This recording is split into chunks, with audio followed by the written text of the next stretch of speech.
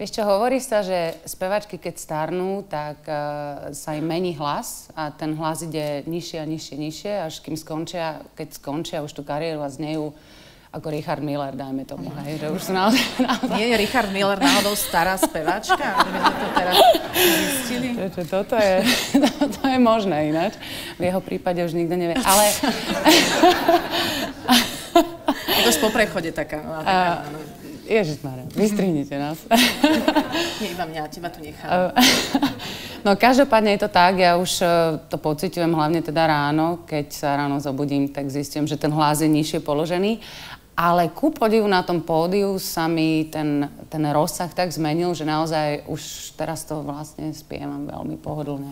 Ale to majú všetci asi ráno, že majú tak nižšie ten hlas, preto asi ľudia nekoncertujú ráno.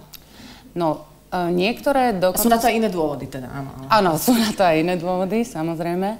Ale niektoré skladby vyložene sa chodia nahrávať v noci.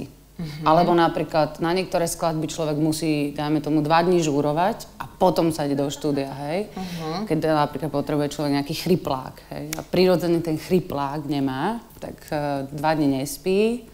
A sú povinné žúry. A sú povinné žúry. Sú predpísané od producenta žúry, žúruje sa a potom sa ide rovno do štúdia bez spánku. Aha, čiže vlastne preto všetci tí hudobníci toľko žúrujú, lebo to je vlastne predpísané od producenta. Presne tak. Na to je dokonca aj budget pri nahrávaní. Aha.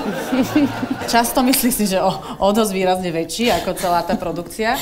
A napríklad také, ako vplýva na hlasivky, napríklad také vyhadzovanie televízorov z hotelovej izby. To som ja nezažila, ale robili to takzvaní rockery, hej, kdežto my nie sme, my sme slušná popová kapela. Dokonca sme mali obdobie, kedy sme boli všetci vegetariáni a všetci sme pili čaj iba. Čo bolo také zaujímavé. Čo bolo zle na hlasivky teda vlastne?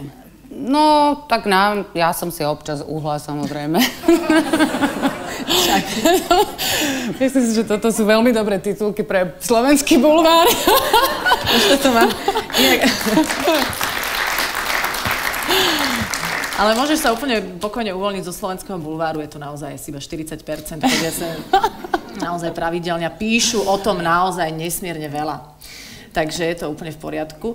Takže si uhla, pritom sme skončili, asi ako často.